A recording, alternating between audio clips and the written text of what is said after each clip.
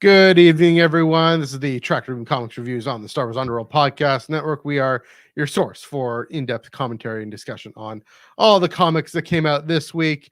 Hopefully next week we're going to have some comics that do come out next week, but also comics that came out before.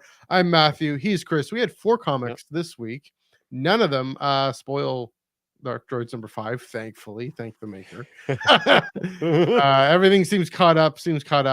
Chris, first off, how are you doing this week? What's going on? I'm doing pretty good, except I left comics back at work, so I won't have any nice, uh, Yeah, things to show off this time around. don't worry, I do. No visual aids, as they call them. I got the visuals. Although I probably should just get covers like I do for Ion Cannon. I should do that. Anyway, I get the plugs out of the way. You can follow us. Speaking of Ion Cannon, follow us, follow me on at Ion Cannon Pod, Twitter, Instagram, and Threads.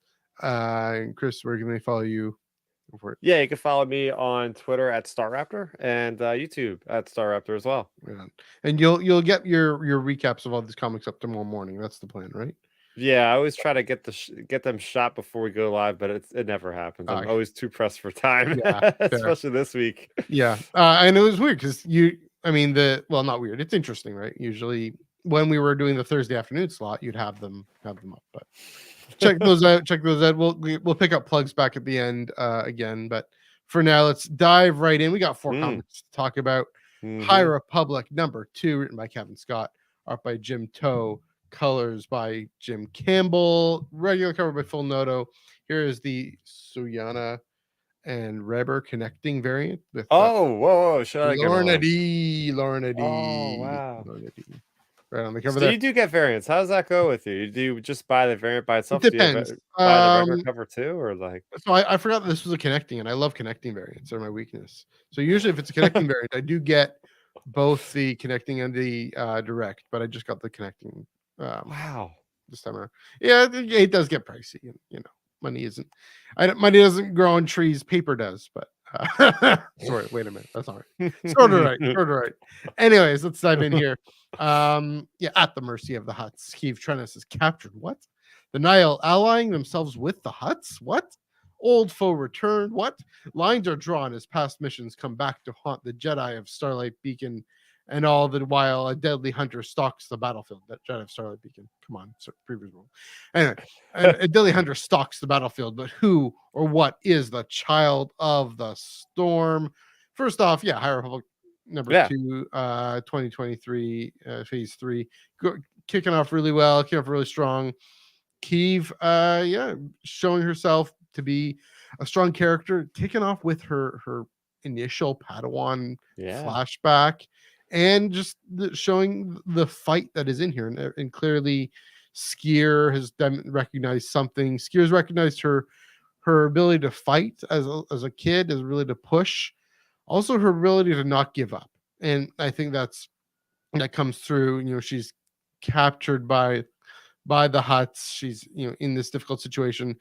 Lorna is the Hutts enforcer and has all this history that obviously all comes out with the Hutt's sister being the one that Lorna ended up killing. That was an interesting little twist a little bit there. Seriously. But also, Keeve, cool under pressure. Master Keeve, cool under pressure, being able to negotiate her way out of the situation, turning the tables onto both Lorna and the Nihil envoy in there. Very very intriguing. I appreciate that. I had already read that most of Eye of Darkness yet, so the whole moving the storm wall thing wasn't that big or wasn't a spoiler, but it rears its head. The implications of it, the threat of the Nihil of Markian being able to move that storm wall into Hutt space if he wants, and continuing to develop that threat. Great to see that Sarah hasn't been killed off, that they still have a part to play. Yes. They're on the ground, able to confront the child of the storm. I also love bringing back again another phase 2 callback here with the mother having her children being the real kind of special ops, the ones who actually do end up fighting. And here Markian picks up that phrase right again, child of the storm. Hmm. and is able to, this weird sort of mangled mask faced creature who has encountered a Trandoshan Jedi behind the storm wall in the occlusion zone. And that, yeah, I mean, obviously Kiev is a what? Has had a Trandoshan. If it's Skier, we don't know if it's Skier. We don't know if this guy's telling the truth. It's gotta be. Gotta be maybe, but and I wouldn't be surprised because as in I the idea that he's gone kind of dark, he's gone kind of ruthless. He always had that strain. He always had that bent. And yeah. so it'll be interesting again, if so, or however Kiev reacts to this, how she's able to, I mean, the classic Star Wars thing. Oh, I have this legacy of darkness. We saw Okay. with Ahsoka, for example, this legacy of darkness. How do I reconcile with that? Knowing ultimately she is, I'm going to keep saying this, the 19th fallen master for reasons that are different, of course, than Dooku. But uh very, very great continuation of this. And again, building up this character that I've been so fixated on since the very beginning. So yeah, those are my thoughts on High Republic number 2. What did you think there, Chris? Yeah, so right off the top, I'm pretty convinced that is going to be Skier because I read through the High Republic character encyclopedia, and Okay. he has a nice little badge next to his name saying he's Phase 3. Yeah. So I already knew. I didn't tell you this, but I already knew he was going to be alive. So it's happening. He's got to be in there. Or it could be a red herring, could be bait and switch. You never know. Could be. Yeah. Um, but I really like this issue. I think Kevin Scott has been really doing a good job with having that stand. Mhm. The gunpoint, blaster point kind of altercation between Lorna between Scarabda. Now, Scarabda, was she in phase 1 with the kids and they went to Nar Shaddaa? Was that her? I think I remember her being Maybe. in I, the High this is the Adventures one. Republic adventures with Court and Ferzala and all them. I I think don't that I'm know. gonna have to refer back, but I Yeah. think she was first appearance was It's there. why they made this encyclopedia. Yeah, Consult, yeah, basically. consult. Although funnily enough, I don't think Scarabda has an entry in that. But anyway, Oddly enough. Anyway, um, the one it's entry we actually need, guys. Come on. yeah, really, it's Sorry. because I asked that question last time we read High Republic on and Mhm. reviewed it on this channel was, wait, what happened to Moraga? And this whole issue is about what happened to her. I was like, yes, they answered my question because I was a little bit murky, and we got this whole, gunpoint situation. Was like, oh yes, we first off we have this new type of character. I'm going to refer my notes here. They are called, they're Mind Slicer, I think. Yeah, Mind Slicer. Like, what is this thing? It's like a I've Borgullet, but ascension. Yeah, but it's like even the alien. I think that's a new alien to Star Wars. It Mhm. doesn't look familiar to me. So I was like, "Whoa, this is cool! A new entry in Star Wars lore. You have these things that are basically Borgulets. They can channel your memories and all that, and it's just like this revelation that apparently Lorna D killed the sister, and then that brings like the Nile advisor into it, and then she's getting crushed by a hut. That was That was glorious. That was amazing. Just seeing how a hut can just kill somebody with their blubber. Oh man, that's amazing. That's so fun. But I mean, just going back to the beginning of this issue, the reason why I think it has to be Skier is because mm, they set up this really nice opening. We don't see this a lot. To seeing the choosing ceremony of how a initiate becomes a Padawan of a Jedi Knight, and seeing I think that was Jorah Malley, the Togruta there, which is pretty cool. Seeing her again, Jedi counselor that died in Phase 1, mhm. seeing that flashback coming back full circle to being like, oh yeah, my master, he might actually still be alive out there. How many Trandoshans are Jedi? Not many of them. So True. Yeah. it's like, and just the idea of the faith. Like last we seen Skier, he was holding off like several nameless on Starlight Beacon, I believe. So even if he survived, we've seen what happened to Indira Stokes in the Shadows of Starlight issue number 3. She's rendered in a freaking wheelchair. Yeah. Like she's not even her mental faculties won't even allow her to walk. So, and Mm. oh, okay, maybe this is a spoiler. I Yeah, I then actually don't say it. know Don't say I it. actually know why he survived. Okay. Is it? Don't tell me. Don't tell me. I probably haven't read it yet. Yeah, I just read the character encyclopedia. I know how Skier Yeah. died. How he possibly survived. Yeah. How he would survive. It's not cemented that he Well, survived or not. yeah. But they mentioned a certain condition that would allow him to survive against the Nameless rather than a regular Interesting. Jedi. Because I mean, we know Trandoshans. They have the usual Star Wars thing doesn't apply. They lose their limb, they grow it back. No, it's something Something else. else entirely. Okay, Something that'll be else that we interesting. learned. Something else that we learned that's very convenient that allows a Trandoshan Jedi to lose their ability to use the Force. Interesting. Okay. So the Nameless must have not been able to. Yeah. This is how he probably survived. I'm speculating here because Yeah. of that condition. They weren't able to do what they normally do with Jedi or Force sensitives Mm, because he didn't have the Force channeling through his body at the time. yeah. So he survived that way. But how he even got off Starlight Beacon in the first place Hmm. is interesting. But then seeing how this character, this Hmm. child of the storm, almost becomes kind of empathetic because as they're Hmm. getting wounded, this mortal wound, we have Yeah. Kiev trying to save this person, and they are putting fear into the Jedi, saying like Keeper or there's a Sarah or Tarek's trying to there's say. Sarah or Tarek, yeah, is saving him.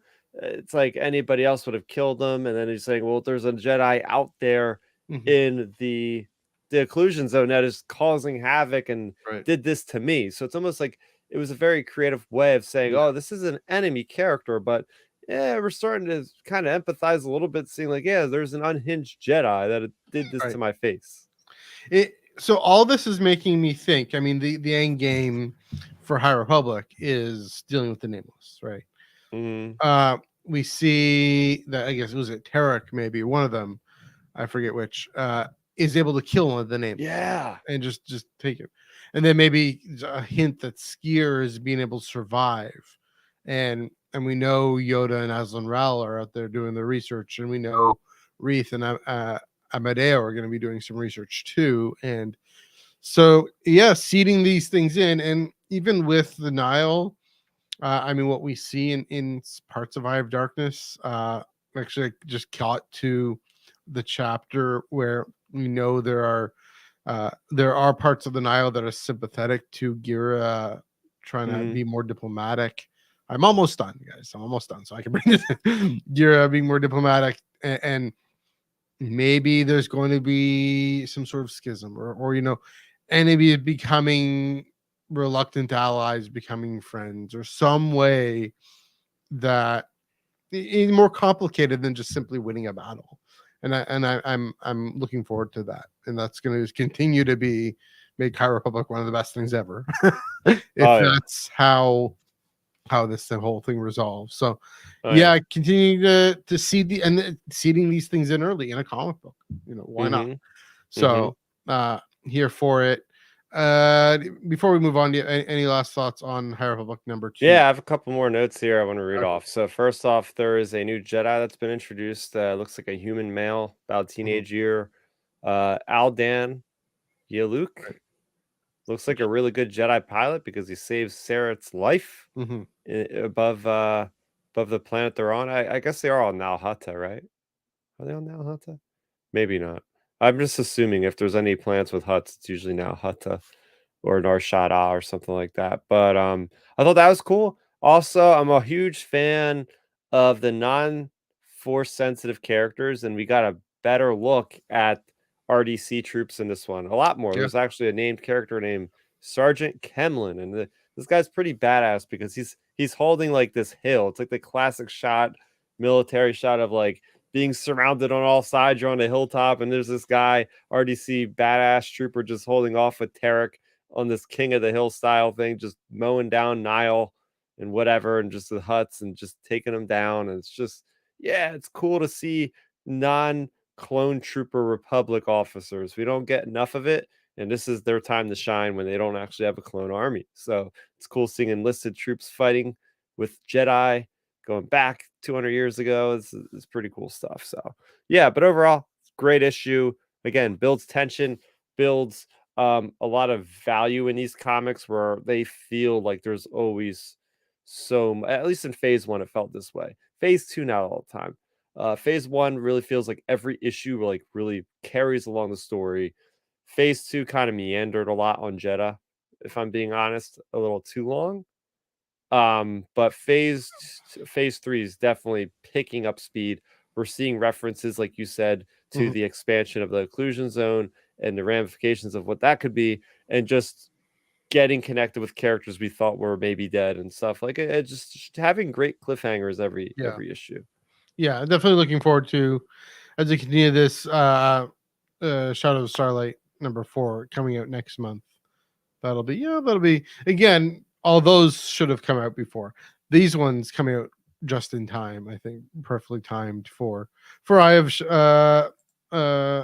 what is it? Shadow I have the Storm, I have Darkness, whatever the name Yeah. is called. I have Darkness. I have the Storm is a great comic by Charles Soule. Oh Too. yes, yes, yes. That confuses you.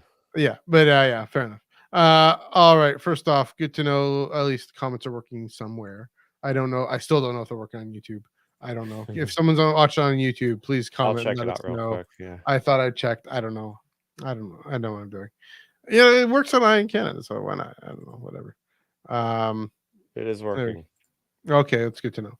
All right, let's move right along here. Darth Vader #41, written by Greg Pak, art by Raphael Yanko, colors by Federico Blee, cover by Linnell Francis Yu and Romulo Fajardo Jr. I'll show that right here. You got Vader and the Scourge disc things. Yeah. Very important Scourge disc things. Mm-hmm. Also, yeah, very important in the other ones too. All right, good to know. That's working. All right. Anyway, sorry, wrong thing. Let's do this. Anyway, great. #40, Darth Vader #41. More machine than man, a Dark Droids tie-in. Darth Vader has been taken over by the Scourge, or has the Scourge been taken over by Darth Vader? The Dark Lord's journey in the Dark Droids saga reaches its climax with a shocking twist that digs deep into Vader's very identity and future. Chris, I'll throw this over to you. What do you think of Darth Vader #41? Oh, this was great. This was great, Matthew. I like how this one actually takes place before Dark Droids 5, so we can be safe and read this one. The order, I don't even know why the order is the way it is in the back of the book because it's so off. Yeah, It's so off I the just ignore order. that. It makes you think that, Dark Droids 5 needs to be first and all that, and it Yeah, doesn't. But anyway, getting into the actual meat of the story itself, I really enjoyed getting this paradigm shift in my head with a line from Return of the Jedi from Obi-Wan Kenobi saying, "Well, he's more machine than man." yeah, That whole thing, and then it goes like so meta into the story where it's like they've been building dark droids to the point where this whole line is explored in a 20 something page comic of him having these conversations with the Scourge, and the Scourge is trying to get him to be completely machine, and he's like, "No, this is why." It was just awesome, and it's just a masterful, like Vader, Anakin, whatever, just being able to take over the dark droid, the Scourge, and compartmentalize, because I never realized until this era of Star Wars storytelling how obsessed with droids Vader is. Like, we've been seeing him throughout this whole time era of just like sure. getting droid armies constantly from even going back to the Tambor storyline, like getting all that dude's droids. And now he's controlling like specialized droids with this. He compartmentalized this so that the Scourge couldn't get him. So I liked how clever Vader was and about how he always has the upper hand. And we think of Vader a lot, at least I do, is like, yeah, he is the enforcer. He's the wrath of the Emperor. Like, he is the guy that is just going to wreck shop, but he has a very strong intellect as Mm, well. So the idea that he's able to actually completely surprise the Scourge slash Spark Eternal by just using his own things against them and just outplaying the Scourge at every point, to the point where we are now at the place where he has his own like force. And then, oh my gosh, don't dude, the whole thing at the end, we heard about this at Comic-Con, but with the yeah, Imperial Schism storyline, so awesome. I'm like, I don't even know who two of those characters are. Well, actually, I know obviously the one character on the left, yeah, Slymore, yeah. but then you have the one Space Marine looking girl. I think she was from the Wat Tambor storyline, wasn't she? She Maybe had jettisoned out of the ship. Yes, the Space Marine kind looking of girl. looks. Yeah, it kind of looks like Techno Union type thing going on here. But she, remember they were on Naboo and they had like the World Harvester thing, and then Vaguely, yeah. she got into a suit. It was Okay. from the Crimson Dawn Yes, storyline Oh yeah. He Well, got into a suit and jettisoned out, I thinking mean, I Vader know would die. Sabe was connected to it. Sabe storyline thing. Yeah, Yes, I think that's her. yeah, And then you have a new character in the middle with like this mechanic medical yeah. jaw, kind of like Magnetovan. So that is very intriguing because it's like basically Sly Moore saying, "Yeah, if we can't beat him, join him." Basically, with Darth Vader, it's like, well, we could join our side. So that really intrigues me. You know, this did a great job with Mm. intriguing me with what's going to happen with Dark Droids 5, and now knowing that Vader is not part of the Scourge, but he's got his own private army I mean, to Vader fight the survives Scourge. Dark Droids 5. What? And then it's like you got this other story that's going to play out longer in the fold of things about this schism within the empire, which is just so freaking awesome and interesting. So I really enjoyed where things are taking us in this issue. Yeah. So a few things there. I mean, first off, it's always a question of how long is that run going to be? How long is that arc going to be? Where are we getting to Return of the Jedi? But we continue to move towards the character of Return of the Jedi, or the character moments that we need to get to in Return of Anakin Skywalker. One thing to note, speaking of droids, though, even the beginning of the Kieran Gillen run, he recruits Aphra, and they find 000 and BT because he's trying to raise a droid army. He can clearly Yeah. control a droid army, and as we see in this, we'll get into this with the Revelations one. He can control a droid army better than he can control an organic army. It's just because, I mean, remember, he's the guy who built C-3PO, more or less, right? Yeah. When he was 9 years old, he knows the droids in and out. He lives inside one sort of effectively, but that's the big question. That's a big confrontation in this book specifically. Shed the flesh, just become the machine, become this tool of darkness, kind of Yeah. for yourself, but really for the scourge, trying to convince him. And instead he says, no, I'm going to continue to be in control as the hybrid, the cyborg. But also, I can't help but read in a little bit into it and say him trying to hold on to, well, the Hayden Christensen body, if you will. But then in a way, it's this challenge to say continue to kill Anakin, and this is him refusing in a way to kill Anakin, Hmm. because that's still Anakin's face and Anakin's body and Anakin's identity, as this flesh, as this person and personhood and body.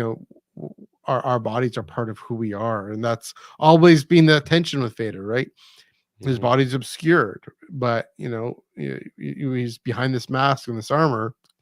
We see the moments like the armor gets cracked with Ahsoka and with Kenobi and with Sabe. I think there was another example too. Whenever those get cracked, Anakin pokes through, and here he pokes through in a way, kind of spiritually, in his attitude of saying, no, I refuse to give in. Obviously, it's still under the surface. It's still almost subconscious. I don't think he fully is aware of it. He's of course trying to grab hold and use these droids to confront Palpatine and to say, take him out, which is again Hmm. surreptitiously another thing leading to Return of the Jedi. Even though he's influenced by the dark side, it is the Sith rule of two, the apprentice craving power. That is ultimately something that the light side uses at the end of the day to return Anakin to the galaxy.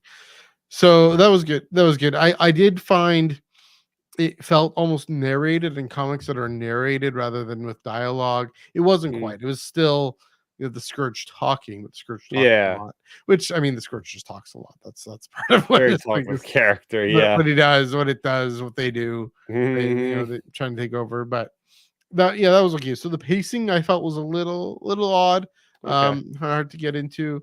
That's fair. What's happening, what's going on, what's kind of the end game of this specific run, how does that fit?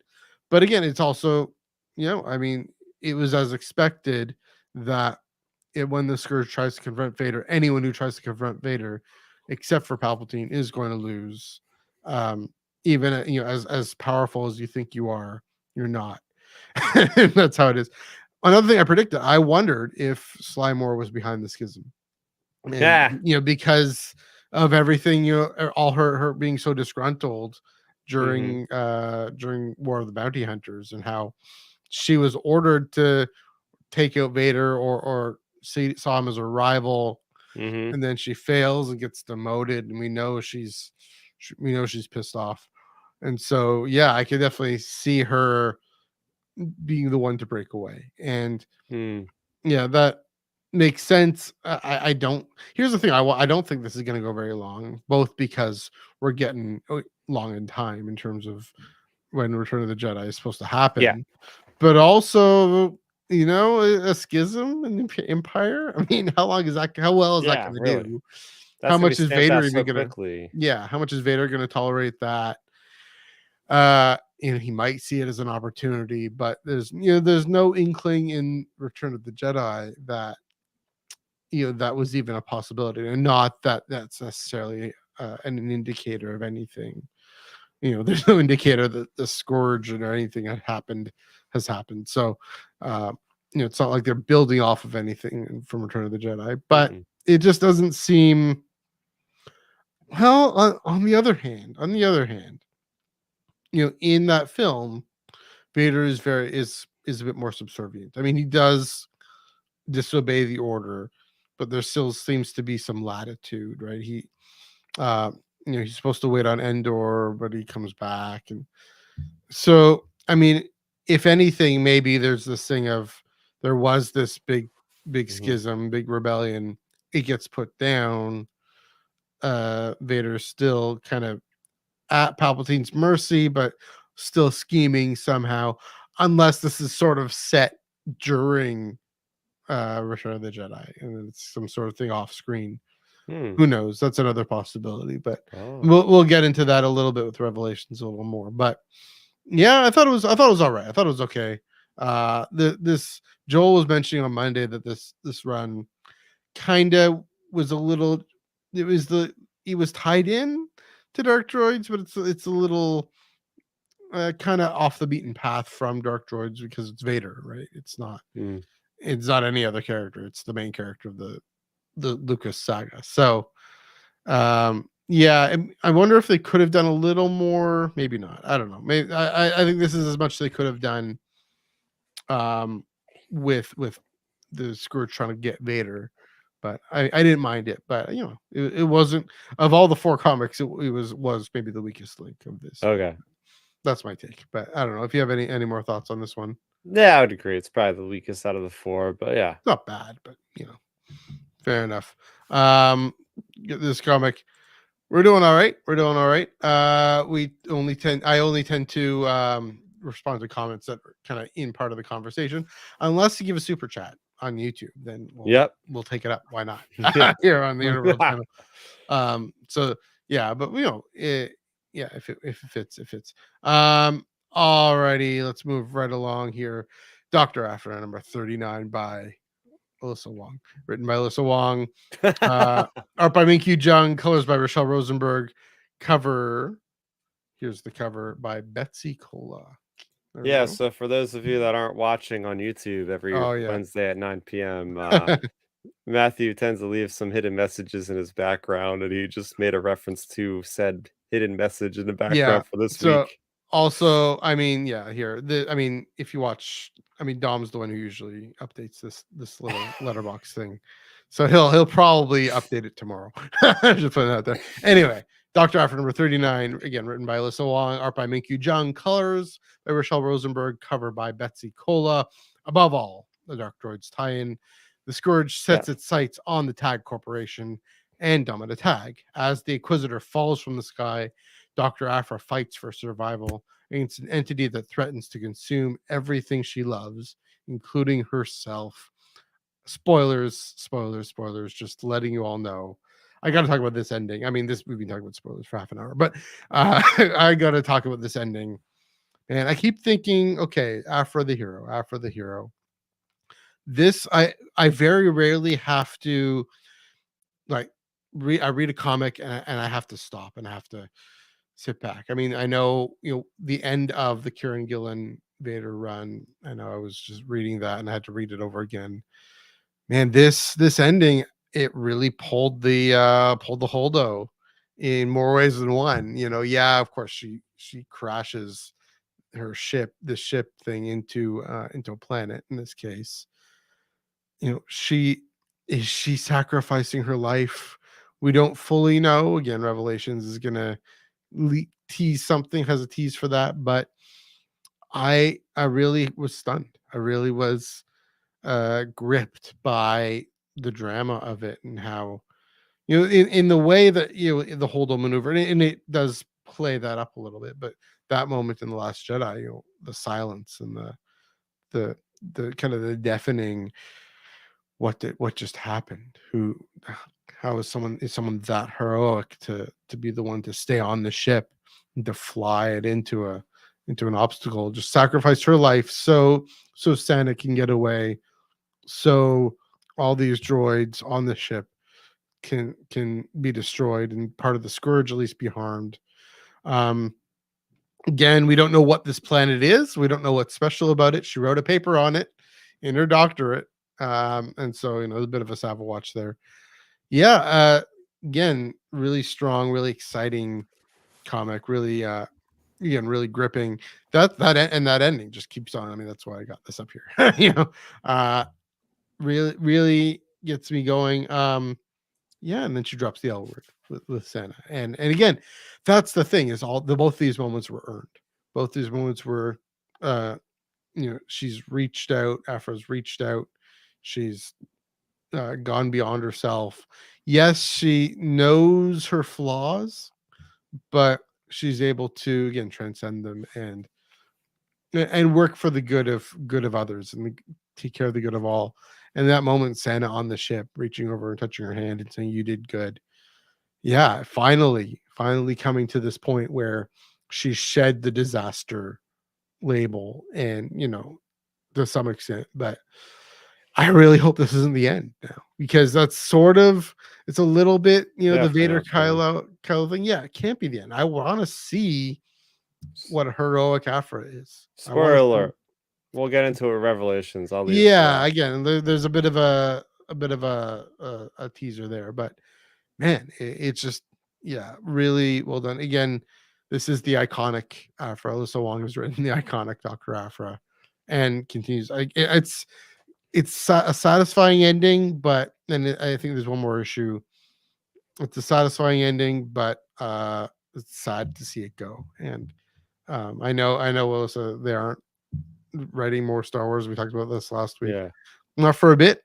They're busy with certain Carol Danvers, but Captain Marvel, yeah. yeah, which is also a fun issue, fun run. Um, yeah, heroic Afro. I think that's all I could say. I mean, I'm pretty dumbfounded. Like, this is definitely one of my, it's going to be a standout comic. I think it's going to be one of those issues that still stands out. I mean, I'm having trouble describing it, but she programs it's everything's just so built up and so earned. Like, her ability, we know she can hack into the droid disc, the scourge discs, and upload a virus more success, almost differently than Vader. And it's interesting to read this alongside Vader. They both able to counteract the Mm. scourge in different ways, which, again, looking towards end games here, how if they're both key. I mean, imagine Vader is key to ending this thing. See Aphra be key to ending this thing would be well earned and well. I'd be very satisfied with that. So again, number 39, just my favorite of the week, even more than a Keith Trunnis story.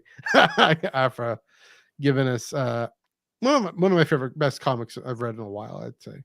So that's all I've got to say. I think I don't know. I kind of gushing about it, but Chris, what do you think of Dr. Aphra number 39? Yeah, I think all your intentions were right there with Yeah. seeing a character come so far from where they began and Yeah. seeing this person that was just in it for herself, kind of like Han Solo at the, New Hope, just Mhm. is the typical smuggler, just out for the money and for their own skin, and seeing her profess their love and all that good stuff is like, Mhm. Yeah, it feels like a perfect kind of Hollywood tear-jerking kind of end of a Yeah. movie, right? Like it's just like that kind of Mhm. like, oh, you say only those things when you're about to die or something, right? So it's like, oh, what's coming? Mm. What's coming? And the key thing is for me is intentions, but then Mhm. I'm thinking of like so many mechanics of why the hell is she like doing that? Like, there's Right. got to be an easier way. Can't you just self detonate the engines to just blow up? Like, Well, they why do you have realized to it be on the wasn't enough. I ship? don't know. Yeah. Why do you have to be on the ship and go into hyperspace into this certain planet? There's definitely a catch there. And you got me thinking about how you recalled the information about how she studied there. So something's not adding up. I think she knows she's not going to die by doing this. I think that Mhm. planet is going to be a planetoid. Maybe it's a gas planet. Maybe there's nothing on the inside, and maybe there's electromagnetic field if you get close to the planet, the gas giant, that it's going to just disrupt all of the droids on it. There's got to be a catch.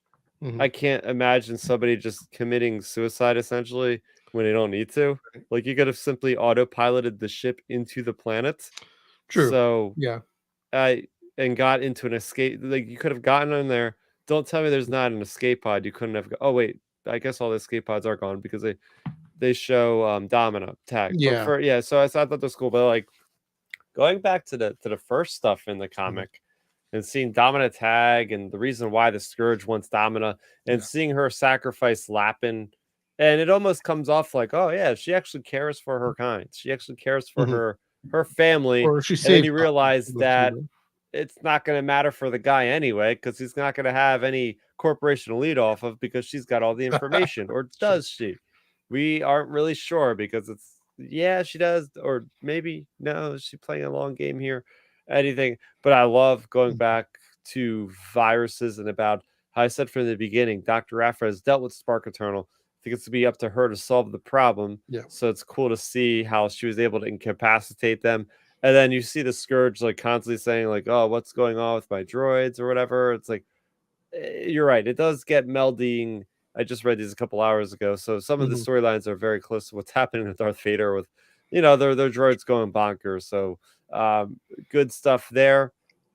I will say I really liked the added detail that Alyssa Wong put into including all these other characters that were Mhm. being affected. Like you have Butler Valance, you have Detta, and all these other characters from earlier in the run that are being showcased at various parts throughout the galaxy. Yeah. She manages to show the Yeah. effects of the Scourge by Mhm. having that really quick, like, hollow net feed going on saying, "Oh, from the outer rim to Coruscant." And I was like, "Yes, they acknowledge that this is not just a little, like, in a vacuum problem. This is an Mhm. entire galaxy-wide spanning issue that I think going forward into some of the stuff that we get from here on out, they might make a reference to, like, the Great Scourge of, you know, uh 4B For review for 4ABY ABY, or something yeah. like that. The Great Droid Scourge of 4ABY Yeah. or 3ABY, whatever.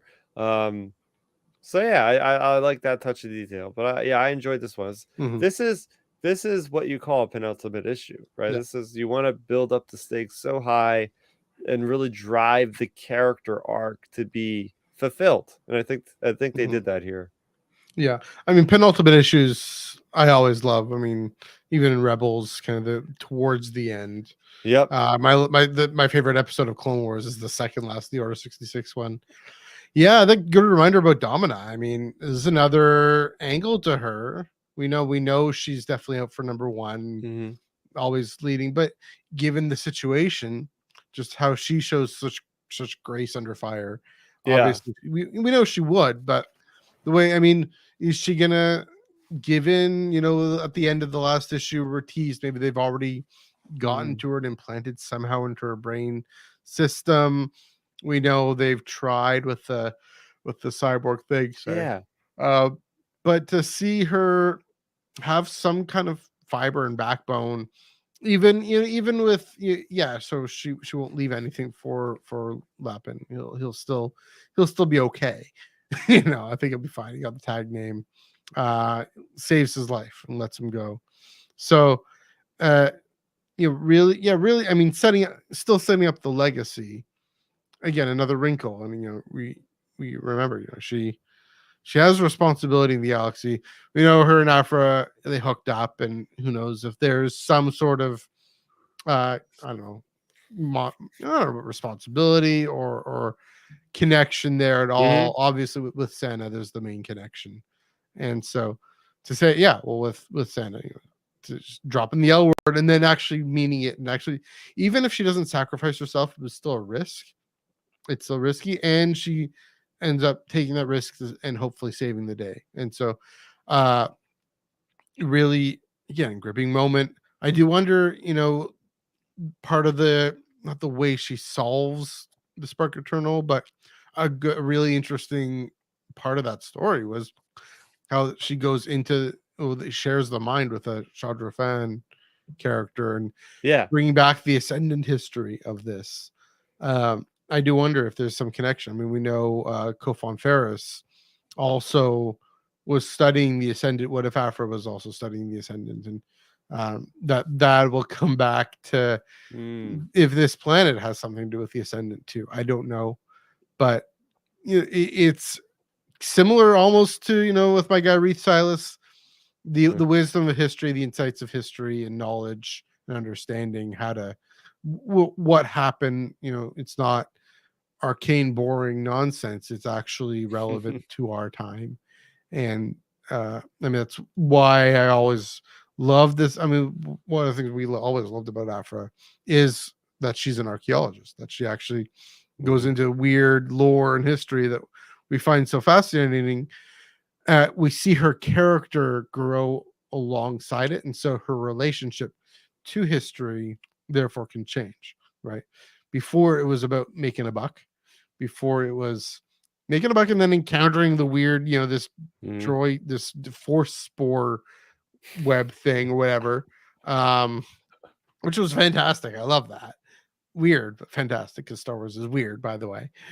Um, and then here, yeah, I mean, going through that, um, what's the hero's journey, kind of the depths with the Spark Eternal, with with that confrontation with this other greater entity that could be a threat to her and to the galaxy, and seeing how much it is a threat to the galaxy now, coming out and emerging and coming back to her community, hopefully coming back to her community, and being able to be the hero flawed hero with a past and things to atone and things to make up for. And that's again, I've mentioned this multiple times. Mhm. The Vader thing, the Kylo Ren thing. Here's a hero, really a former, not quite a villain, but very much a self-centered Yeah. character. Didn't care who she hurt. Now having the opportunity to start atoning and start not just atoning but reconnecting with Sana first, and then with Magna and with her father. Um, it again setting up this final issue and beyond. I definitely hope this isn't the end of her story, as you say. So, Mhm. do you have any last thoughts on Afro 39? All Nope, right, I think, we're ready for a big conclusion. It's gonna be a yeah, big month between Aphra and Bounty Hunters next month. yeah, I'm very much looking forward to how these things end. good old January 2024. Speaking of looking towards the future, you notice I just didn't bother with all the different people, but Revelations 2023 one shot, written art and colors by the usual suspects, generally Yeah. speaking. Um, with the introduction of Mark Bernardin doing the Mace Windu comic, and of course Ethan Sachs taking over the Jango Fett line, which is kind of be Bounty Hunters, but in the past. Anyway, definitely cover by Broad Rice. Yes, there's this blue guy here, but we'll get Yeah. to him in a second. All right, from the High Republic to the original trilogy and beyond, Jabba the Hutt, Darth Vader, Mace Windu, Keeve Trennis, Thrawn, and more. Introducing new characters, new twists, new turns across all of Marvel's Star Wars line. This star-studded issue puts the pieces on the board for what's to come in a galaxy far, far away for 2024. Two things, Chris, I'll throw this to you. What did you think of this overall? And then what's one story you want to talk about and pick up and that stood out to you? Yeah, so Matthew, I like how this was a different setup than last year. Mhm. There is no interconnected like Vader vision from the Eye of Right. Webbish Bog. I mean, there's This is almost a just Dengar thing a little bit, but yeah, it's just like, hey, yeah, let's just throw a from bunch of upcoming stories. And I think unfortunately it didn't really hit because mm, it didn't have that framing sorry. device, which allowed it to go to really wild places, mind you. It didn't give me the shock and awe that the revelations from last year gave me. Mm, I remember seeing that one panel where it was like, Vader, like his mind bubbles, the yeah. thought bubbles. And it's like you have like Luke Skywalker with a red and green crystal in his hand. It's like, oh my gosh, what's that? And it's like Sabe with a Vader looking helmet on. Then it's Kira knocking down the Emperor. There was like so many tantalizing Mhm, images. And then in this, it doesn't have that much of a bang. mhm. It's a little bit more subdued, but there is a lot of good content in here nonetheless. Yeah, the Thrawn thing was a bit of an afterthought. I was like, really? You're gonna give us pages that we seen last week that were released to another website just in the back of the book? Yeah. Really? Internal That was art. They give us that was internal. it? They It showed us wasn't even covers. colored art. It wasn't even colored art. It was just black and white.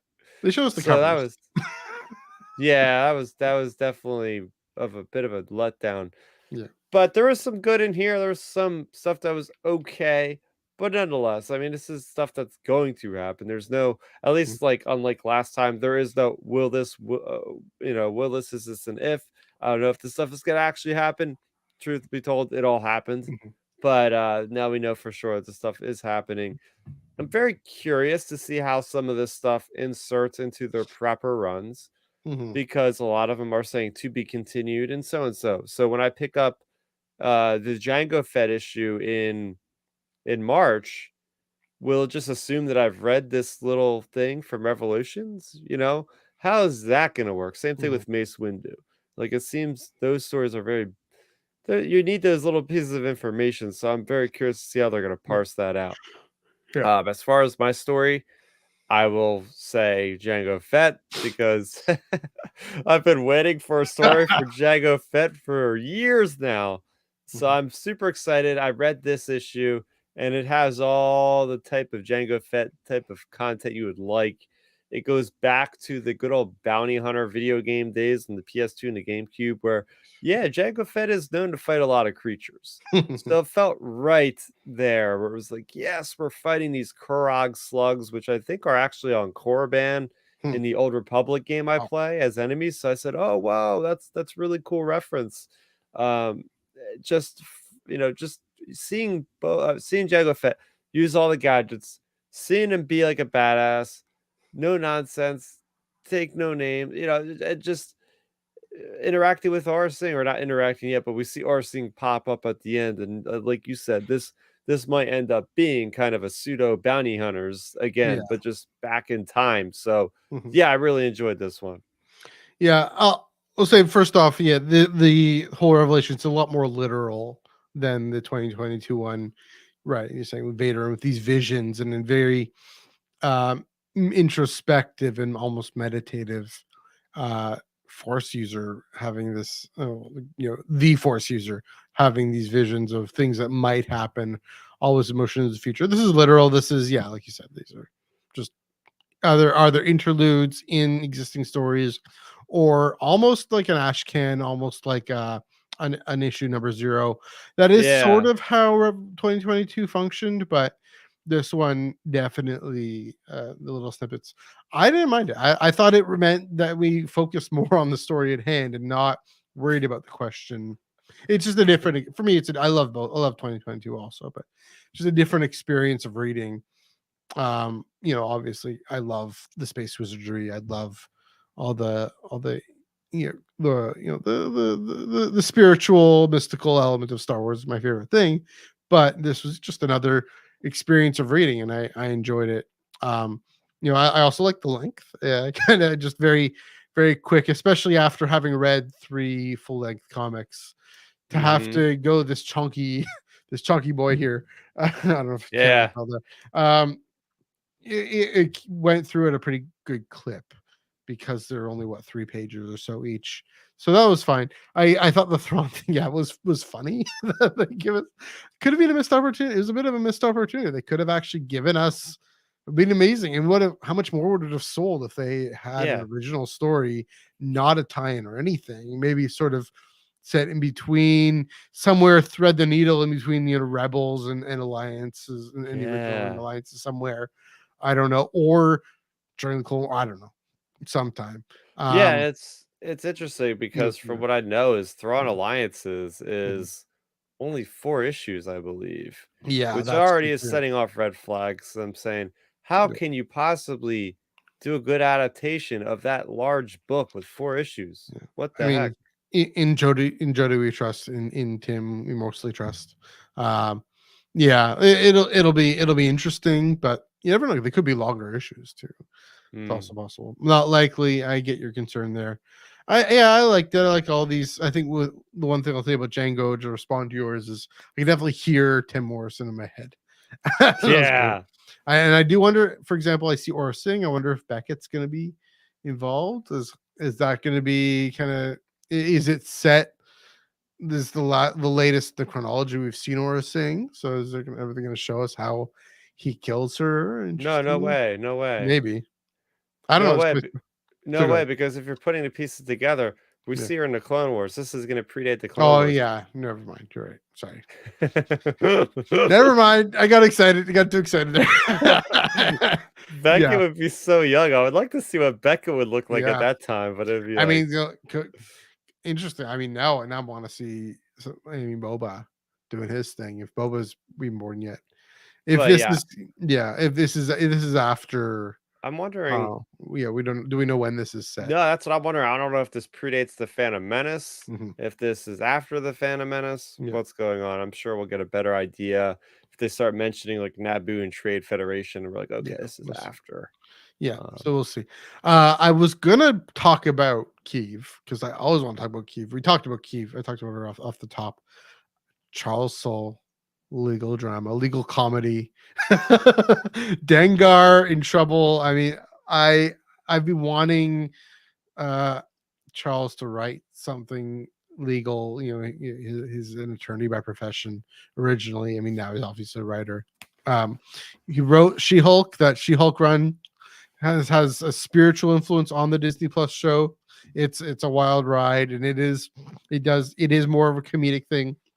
Yeah, this brings it in as well. This ridiculous using the Jedi mind trick defense, running up into the fact that in the Empire, that's just not going to be good jurisprudence at all. Maybe it's about this. Uh, I mean, I guess it's connected to the ongoing, but maybe yeah. it, or I guess Lando in trouble, but maybe she intentionally throws these cases just to get a quick buck. Who knows? Um, Something like a subpar defense lawyer in the Empire, and I'm really excited to see. Yeah, because I mean, Charles, he can write comedy and he can be a funny guy, and Hmm. he understands. I mean, he understands New York law. He understands U.S. law. I think he's still technically in the New York bar. Um, but yeah, that She-Hulk does have a comedic vibe to it. So to bring that into Star Wars, what side of Star Wars this is a side of Star Wars we haven't seen much of No. at all, and so just to explore that in a way that's palatable, that's entertaining. I would have been entertained anyways, but I think it's going to have a wider appeal because it's going to be more humorous and more silly. I mean, everything with Lando is always a little silly anyway. I think I think it's a spectacular concept. To have Lando in legal trouble and have a an imperial lawyer trying to get him out of trouble or not. That he's in cahoots with this lawyer, that's intriguing too. So yeah, I'm definitely intrigued. Definitely, I keep saying that, but I'm definitely looking forward to where this goes, and I hope we get more of it. I hope we get more time with it. I hope Charles does more stuff like this in the future. This was off to a great little tease for that too. So, yeah, I don't know what you thought of the Charles Soule one, and then we want to talk more about Aphra. Yeah, so I thought this was pretty fun. Definitely from a Star Wars perspective, Mhm. having basically space magic thrown into these trials where Yeah, it's like this could be plausible because this exists. Like we can't say that in our lives, obviously. Like it's no. like basically, oh, magic happened. That's how this happened. I mean, Like there's like this it's just acts of God category ridiculous. for like stuff, but Okay. yeah, I know what So you mean. yeah. Yeah, Yeah, I just find that just like you said, mhm. funny. Like this is gonna be hilarious. Just like trying to get through just a trial when people can bring up like just the abstract stuff. Like, no, we just got a mind trick. Like explaining what the mind trick was. Just Yeah, this is just funny as hell. yeah. So it's good. And then you want to talk about Aphra, the tease at the end, if you do. Yeah, so I like that Aphra issue felt like an epilogue to me. It really Yeah. did. Because it's like you have the entire crew hanging out at the cantina, including General Vicora. Mhm. I think was Domina Tag there? I'm not sure. Check. Maybe I not. don't think so, but Yeah, but it was Vicora. It was like it the was definitely people Dengar. from Kata Nemoidia. No. Canto Bites. Yeah, Lucky and Ariel. Yeah, it was everybody. It was cool. Um, So it was like that, like, oh, this is after the war. This is everybody just hanging out, having beers, having ale. Then you mhm. have this one character popping up. And it Mhm. gives like their whole reputation of how they're a badass and they don't really care about money, but money is nice to have on the side. They do this for just taking care of business. They like the idea of hunting, and then showing Afra's image at the end. I said, "Oh, this is totally for the future. Like this is to show us that Afra's still alive out there Mhm. somewhere. Their friends don't know where she is, but she's out there somewhere. Yeah. So I don't even know. This is probably post Return of the Jedi, I would imagine. Mhm. Maybe. I don't know why we Possibly. just make another run like in the same era when everything is winding down. Yeah. So Yeah. So again, having just read this brilliant explosive Aphra and then yeah. coming into this, okay, it wasn't. It was still satisfying. I didn't mind it. It wasn't kind of like the Sabine thing in Ahsoka, which I didn't mind that too much either, to be honest. But yeah, to have the hologram, it's a nice little tease going after Aphra. Whatever happened to her, we'll find out soon enough. Yeah. But yeah, I mean, hopefully, I mean, I guess we got to find out next week because, or we got to find out Aphra's role uh, in resolving Dark Droids because Yeah. that the resolution we know is in number 5. So yeah, it's good little glimmer of hope. I mean, we've definitely got, speaking of Ahsoka, we definitely got the Ahsoka lives situation, right? Aphra lives? Question mark. Aphra lives. That whole thing. I'm sure there's gonna be the debate for the next week, but what's happening? And so yeah, I mean, it's also a good, that's good. I don't want to say PR or whatnot, but good buzz up to Mm. fuss. So you've caused the fuss, just like you've caused the Charles Soule style fuss. And so yeah. You guys have anything else to say about Revelations overall, or I mean, I think it'd be in our due diligence to at least just say a couple things about every story. We got a yeah, we got couple time. minutes All here. right, let's I yeah. think we'll talk a little bit about just you can mention Mace Windu. That's an Mhm. upcoming comic coming by Merc Bernadine, Chris Ross on the Yeah. artwork there. I thought this one was kind of cool, although I don't know if it was just not edited well or something because Hmm. they mentioned about the prison being completely controlled by droids, and yet you have Mace Windu who's in like a guard Yeah, uniform. that was So I'm odd. like, what? Like, obviously he doesn't look like a droid. How does he have a costume Yeah. that doesn't even make him look like a droid? But these other people look like they're humans walking with these people. So I was a little confused. I don't know if this is before the Phantom Menace, after the Phantom Menace. Mhm. It's obviously setting things up. I mean, I like the action. I like what I've seen. Mhm. It's great seeing Mace Windu kind of being more aggressive, like holding his lightsaber up Yeah. to the criminal and be like, basically he's making skeleton keys and giving out to people to get out. And this is Mace Windu tracking them down. This is the stuff that the Jedi sometimes have to do when they're not fighting wars. Right. Yeah. Another one of those perspectives is Jedi's are keep peacekeepers. So this is him keeping the pieces, going out and hunting down these ne'er do wells that are screwing up the prison system. Apparently, Yeah, I just caught on what was going on there, like what a phantom key is. I guess he's breaking these folks out of his own prison.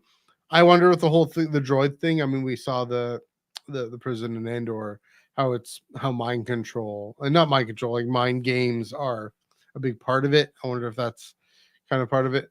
Yeah, I mean, I'm all for prequel content, as you know, including our favorite Lavender Jedi here. Yeah, again, being a cop, and I didn't quite catch that, but it's going to be this weird question of, okay, the Republic, the jailers, unlike with Andor, uh, it's the Empire, it's an Imperial prison. Here, it's a Republic prison. Do we support this, or do we want to defund the Republic Police too, or what's happening? What's the moral underpinning of this? That'll be curious there. Yeah. Yeah, that's interesting. Um, Yeah. so good. High Republic. We could talk about that real Yeah, I quick. mean, then Keith Trennis continuing Keith's story. I don't know if you go ahead. I'm gonna refresh my memory of what happened in this one. Yeah, not much. I know Yeah, there's not a whole lot to grasp. It's just the idea of Keith Trennis.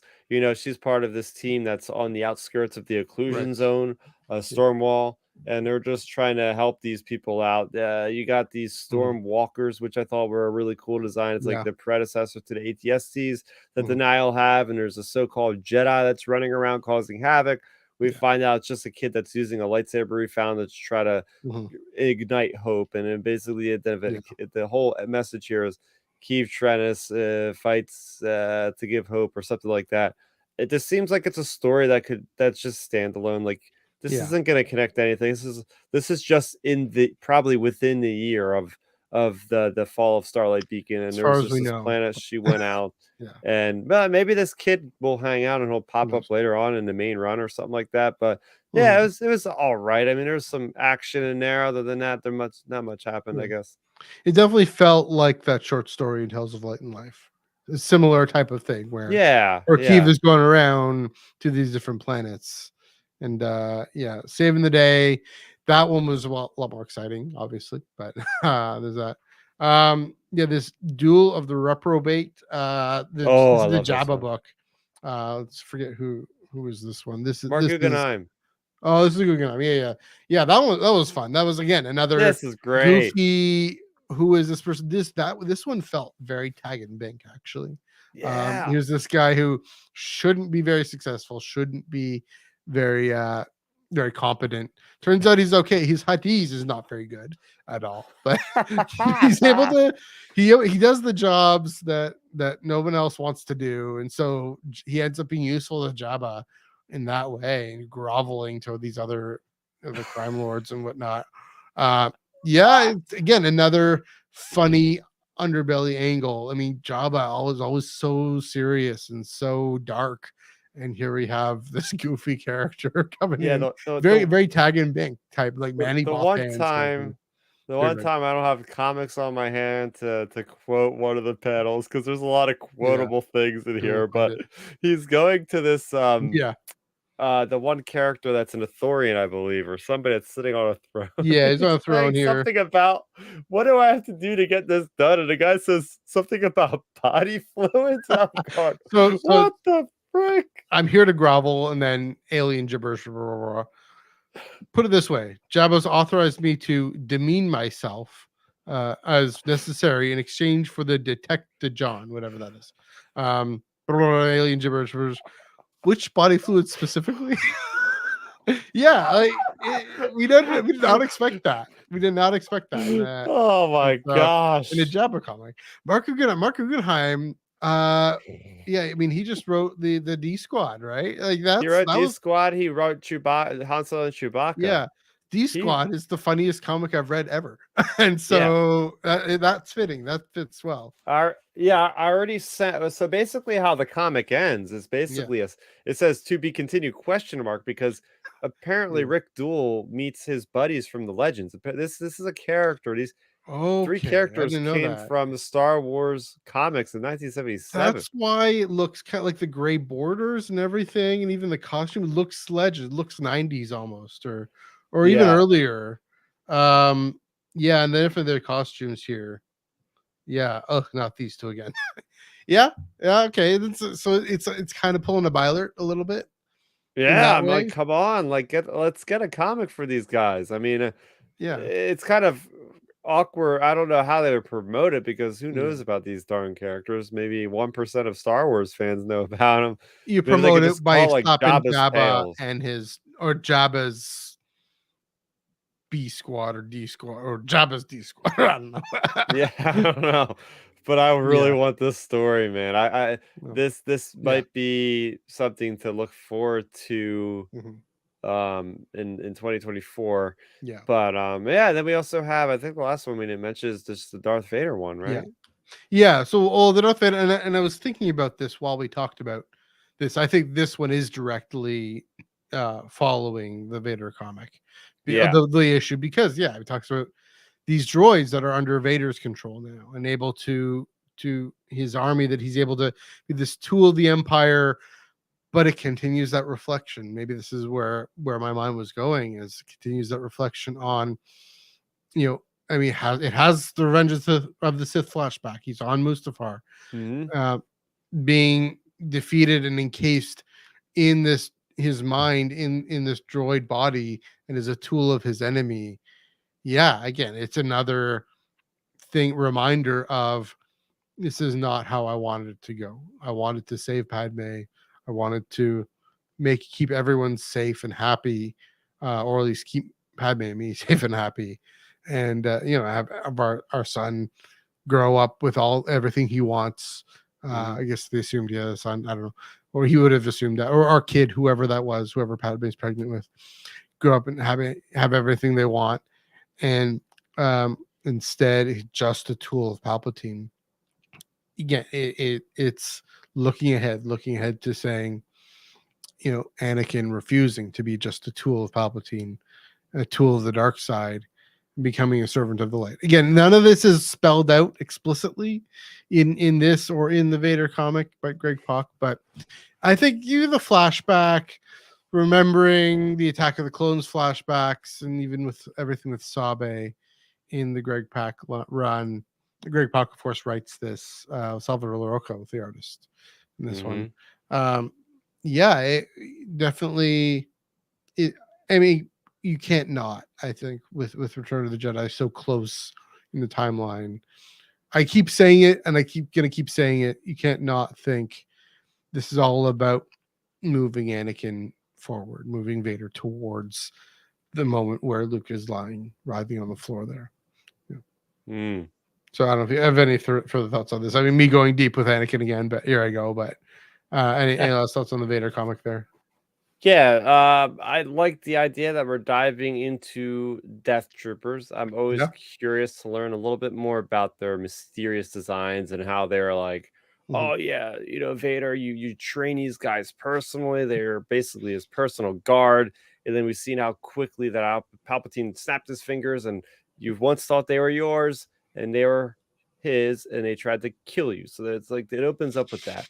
Mhm. And then they even go back, and this is the big crux of this issue where they're going to talk about what the rebels are doing. Because we heard about this at Comic Con too, about how this next arc with the Imperials that we were talking about, there's also Yeah. this arc with these kind of pumped up rebel commandos, and they're augmented too, and apparently they're better than Death Troopers. You see like these holograms of them, and that's the next nemesis that Vader's gonna have to hunt down and kill these Mhm. super soldiers, essentially Part of the Rebel cyborgs. Alliance, which is Yeah, odd, right? We don't expect that, but yeah, that's true. So yeah, again, I enjoyed this Revelations comic, and again, you're right. It wasn't the esoteric vision of of last year's, but definitely. I mean, does it whet your appetite for 2024? yeah. Yeah. Also, Yeah. who's the character? You have the cover right in front of you. Mm. Did they reveal that shadowy hooded character on the bottom? Who is that? Do we know? Um. Yeah, they refer to her or them. Oh goodness. Yeah, I think it was a character we know. Trying to Huh. I recall it somewhere in there. Maybe I'll tweet it out if I find it again. I forget, but it was. I think it might be in the Aphra one. Is it the Sorry, this is bad content here, but no? So there's a character with a yeah, hood on. I know who you're We talking about have here. her face Down here, revealed. The lady with the helmet that's going to be hunting Aphra. Is that who that is? no, I don't think so. Um, Hmm. But yeah, I mean, I I will think it's say that like protagonist somewhere. yeah, it's nice to sit down with these comics, all these short stories, Hmm. get a kind of smorgasbord of what we're gonna get over the next year. And as you said, at least these are cemented. These are going to happen. They're going to play into something. They're not just, oh, will this, won't this happen? Who knows? It's Hmm. it's it's coming down the pipe. And Yeah, yeah, I really hope we get this kind of next evolution of Mark Guggenheim's yeah, writing. These characters were around the New Hope era, so I think if he's gonna write these are gonna go. He's gonna go back in time a little bit. Obviously, you can't go forward with Jabba past Return of the Jedi, so true. There you're is gonna that. have to go back Yeah, in time a little bit. yeah. But also other crazy characters could pop up.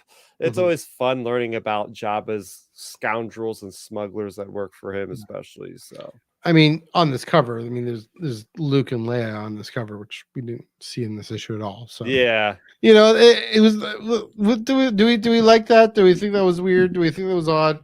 Kind of marketing? I don't know. I mean, yeah, if anything, it's saying their story's going to continue, and we still gotta see. Well, I guess we got the green lightsaber, or it's coming up, or whatever. But I'm trying to remember.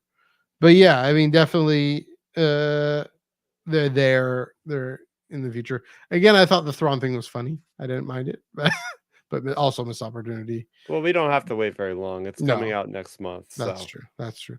So yeah, I guess that's all. We kind of, yeah, we spent a good 20 minutes talking about this chunky Revelations one shot, and about everything coming up in the future. It's gonna be a good year. It's gonna be an interesting one again with kind of this gap. We're unsure of what's happening, what's coming up next, except for yeah, it's these small strange. runs. But yeah, it'll be all Oh, right. I thought you were talking about Disney Plus because I thought that's Oh, strange because they that don't have too. a date for anything Oh, yet. that too, Or but, we can talk about that on the flagship sometime, but, join the podcast area. No, I was talking about, even with comics, just not fully sure what's coming up after Return of the Return of the Jedi storyline. Yeah, it's an interesting question. Again, I think they're gonna take a yeah, break. you know what? Actually, when I was going into Yeah, Revelations, I thought we would have a more concrete idea of yeah, like, oh, here's Star Wars, and this is Luke building his lightsaber. This is coming out this year, everybody. yeah. Like there was nothing that like literally poked at a spot saying, yes, this is it. So I guess from that Unless perspective, okay. yeah. Unless there is, and we just don't know yet. There's something snuck in here.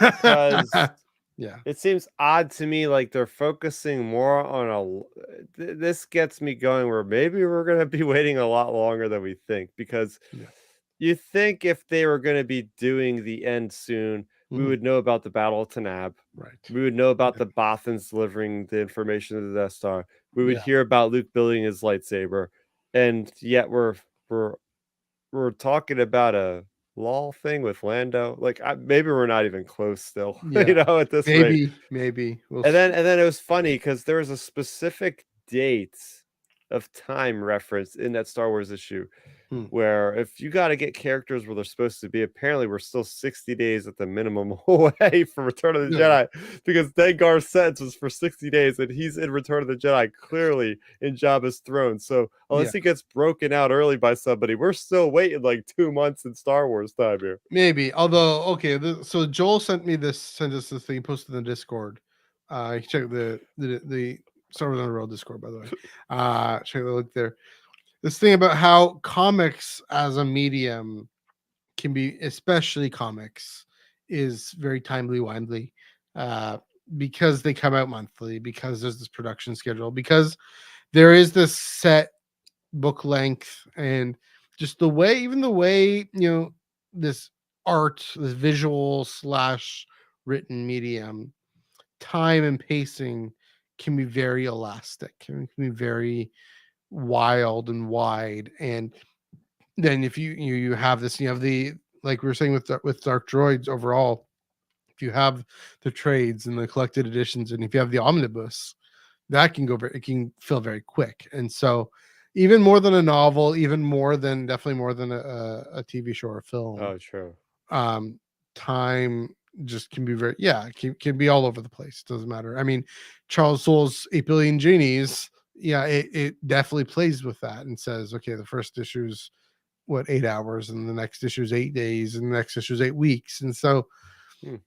who knows? I mean, it was odd. We think we get Return of the Jedi in Return of the Jedi at 40, and they Yeah. said a celebration, but there's more stories to tell. Maybe more. I mean, we absolutely want to see more Aphra somehow, but I want to see more Aphra by Alyssa Wong, and that's the other thing. But yeah, it's again, if it earns it, and that's the thing with Dark Droids, it earned it, but it's going to be increasingly harder to earn it, harder to earn this time in between that. Okay, when's this coming already? I mean, we know, we know. For example, here's the thing: with the Jason Aaron run, of the ongoing run, it sagged, it wandered, it meandered. Um, Thankfully, Charles Soule's avoiding that by switching characters and by giving us this interesting, fun legal story with Lando, and we're focusing on Lando and Lobot so much. Um, but what where's this going? What's the plan? And we do always we want to have some sort of plan. We hope there's some sort of plan. We just don't know what it is. Can we Hmm. actually have the plan explained to us and told to us at a convention in New York in October 2023? No. Ha! We cannot. Can we have the plan Yeah, really, sometime? really. Come to Toronto Comic Con. It's this much smaller con. It's just in this sardine can of the North Building here.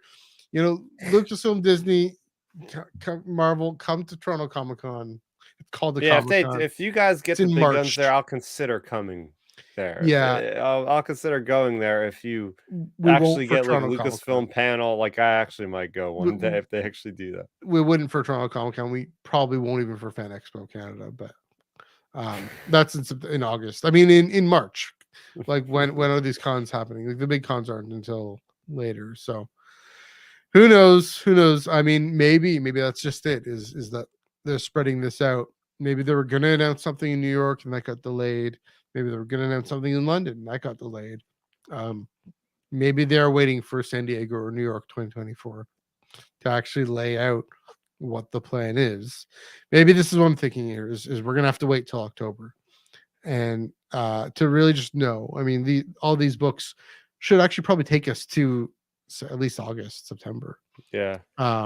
If not June, July for sure. But maybe that they'll say, "Hey, October, you Lucasfilm, Marvel, Star Wars comics.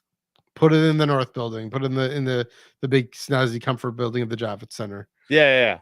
Do that, but then by Japan, a lot of these comics will have already come out, and so have people things to talk about and building that momentum. That's a possibility. That's so far down the line. Who Well, it's knows? like But it's this whole yeah, concept of once they announce this, they're not going to be going back to this era, right? This is no, cemented. true This is cemented. Once they move on, it's like, well, there goes that whole era, right? It's kind of like for comics. they're Yeah, for better say they're milking the hell out of this because yeah. they can and they will eventually get to the point where they're out of ideas, I guess. So they're just trying to give their best ideas forward. We've got 3 crossovers out of this era. Mhm. I think they did a pretty good job with building this era.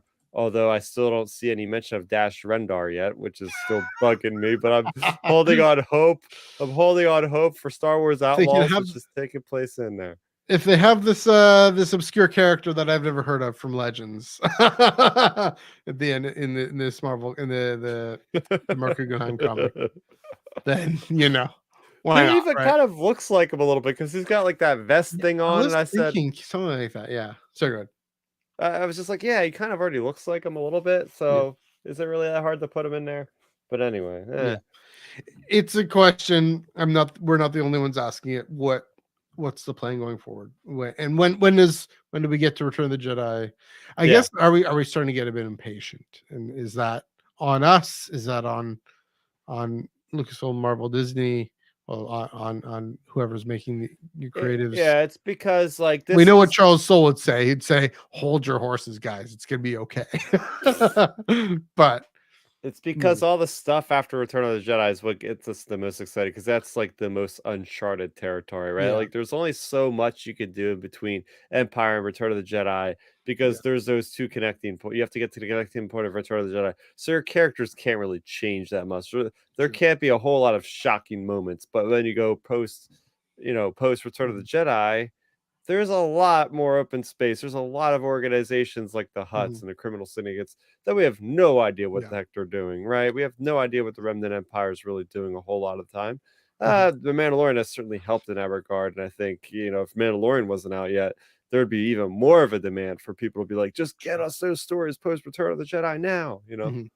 I will say one thing with Vader, or maybe with Luke and Vader, there's still room for stories for Vader stories, not obviously in contact with Luke, but being about Luke. There's still room for Luke stories to be about Vader.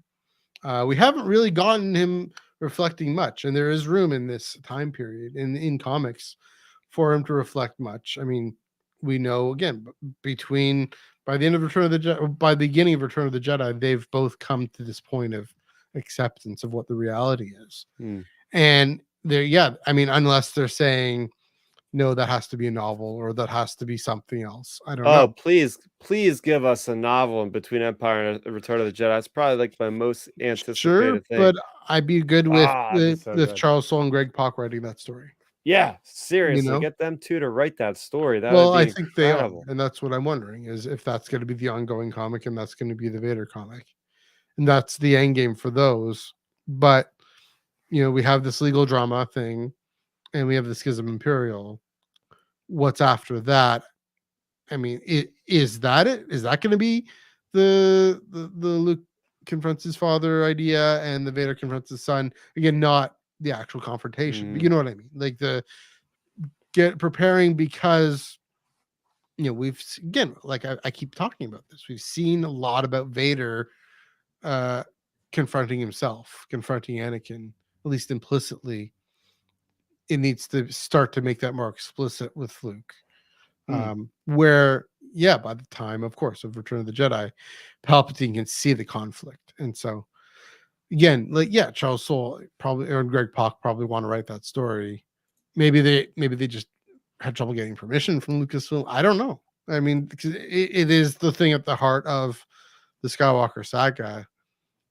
Maybe they don't want to touch it. Maybe they're not allowed to touch it. I don't know. But what when are we going to get there is the question because yeah, like you said, otherwise I'm just concerned it's going to start spinning around in circles, just like the Jason Aaron one. It was great. The Jason Aaron one was great until it started spinning around in circles, and Kieran Gillen took over and directed it and guided it towards Hope Dies, through Hope Dies and Shootaroon and all that into Empire Strikes Back. So yeah, that's the big question. Just in that, we thought before Dark Droids, we thought, okay, is this it? Then we got Dark Droids. Okay, yeah, it's great. It's earned it. Is this it? No, we got some more. Uh, Again, hopefully, again, it doesn't spin around in circles and starts really moving. And hopefully, they have a plan. We just don't know what the plan is because they haven't announced it at a con yet. So I don't mm. know. That's all I got to say about that. I'm going to keep repeating myself. I'm going to start spinning around in circles if I keep going. So I don't know if you have any further thoughts to add about the large scale future of Star Wars comics in 2024. I think we explained it pretty well. Yeah. We're just ready. We're ready. The There we revelations. go. I thought that would be a revelation of hey, this is happening. This is Yeah. happening, and it's Yeah. more or It less was. like oh, it's coming still. It's coming still. Yeah. All right. Well, one last thing I'll say. There is a moment in Thrawn Alliances with Thrawn having that recognition. It is he. And I obviously mean alliances where they're doing this, I think, to tie into Ahsoka in large part. And also because it's just a good, cool story. Mm, What if they're kind of saying, I mean, it's said earlier, it's set, before A New Hope, obviously. What if they're gonna kind of using that to get us to jog our minds and say, okay, we're preparing to tell the return of Anakin's story in the comic portion of it, or not. Who knows? It's a good question. We'll see. Yeah, I hope there would be more revelation in this, but again, I didn't. As a comic, it was good. What's happening? Let us know. Okay. Let us know, Lucasfilm. Please, please let us know. We want to know. We got to know. We got to know. What one that we do know next week, coming finally, the end of the year, Dark Droids number 5. It should have come in a few weeks ago, but it is finally coming out. And yeah, the whole rigmarole about waiting and holding off on reading comics, reading ongoing number 41 and Bounty Hunters number 41. So yeah, Dark Droids is coming out on Wednesday. Ongoing number 41, we'll read that. Bounty Hunters number 41, we'll read that and talk about them. We'll also catch up with the Adrins in the latest Insider short story. And yeah, I mean, I'll have the week off from work, so hopefully, fingers crossed. So yeah, it'll be, I'll be a bit more chill and able to go a bit longer too. So I don't know. I mean, you still got to work next week. Sorry, but I think as far as I know. Yeah, I mean, I got a couple days off, but yeah, for the most part, I'll still be working. But yeah, so yeah, keep it locked. Yeah, likely Wednesday. I'll just say that. But yeah, until then, yeah, definitely pick those up. If you haven't picked up ongoing 41, Star Wars number 41 and Bounty Hunters number 41, do so. Feel free. Check out your local comic book shop, and of course for Dark Droids number 5. The epic conclusion to comics in 2023. Yeah. The great crossover events of since 2021, right? But especially 2023 coming to an end. Go to your local comic book shop. Keep it locked here on the Underworld Network tomorrow, 9:15, not 9:15, 9 o'clock. We got the flagship podcast right here on the Underworld, on all these Underworld channels. Mondays at 8:30. This coming Monday is Christmas Day. I will be having dinner with my parents, so I will not. We're taking Ion Cannon is taking a break, but usually Mondays 8:30 p.m. Eastern, 5:30 p.m. Pacific. Joel and I dive into the lore of the High Republic and the whole canon of the galaxy far, far away, right here on the Underworld YouTube channel and all these socials. Underworld Facebook, Ion Cannon Twitch, Underworld Twitch, Ion Cannon Twitter, Underworld Twitter. Chris, where can they find you again on the internet? Yeah, you can find me on Twitter at StarRaptor. You could also find me where I do all of my content on YouTube. Just search StarRaptor. Apparently now, if you search StarRaptor, it doesn't come up with the stupid pigeon-looking Pokemon. I'll tell you what, my name predates. I'm the original StarRaptor. Okay, so Pokemon Wizards of the Coast. Step off. No. I always have to search StarRaptor Star Wars in order to find you. Yeah, now you don't have to do that. That's you can just search StarRaptor and you'll find me. Yeah, it's I've done a couple reviews last couple of weeks on the reference guides and materials, so go ahead, check that stuff out. And we are taking a hiatus as well from our podcast Under Transmission. We'll be back on January 7th, and every Sunday afterwards we go live 7 p.m. Eastern. Yeah, so it just so happens that the next 2 weeks it's like Christmas Eve and then New Year's Eve. So we have a well-deserved break for a couple weeks, but I'll still be working on some things on YouTube. So just subscribe there, and I'll see you guys here next week. Yep, comics coming out next week. Just the one. I mean, Mandalorian's coming out too, but yeah, I'll be picking that up. But go ahead. I don't know why I pick it up anymore. Be my guest. I'm Dark Droids number 5. Yeah, you can follow me on again Twitter, Instagram, Threads at Ion Cannon Pod, EYEONCANONPOD. Again, join right here on the Tractor Beam. Mondays 9 p.m. Wednesdays 9 p.m. Eastern, 6 p.m. Pacific. An Ion Cannon podcast 8:30, usually 8:30 p.m. Eastern, 5:30 p.m. Pacific. Twitter at NEUG45, Instagram and Threads at MNEUG1138, and yeah, at my local comic book shop next Wednesday, picking up Dark Droids number 5. Until then, happy reading.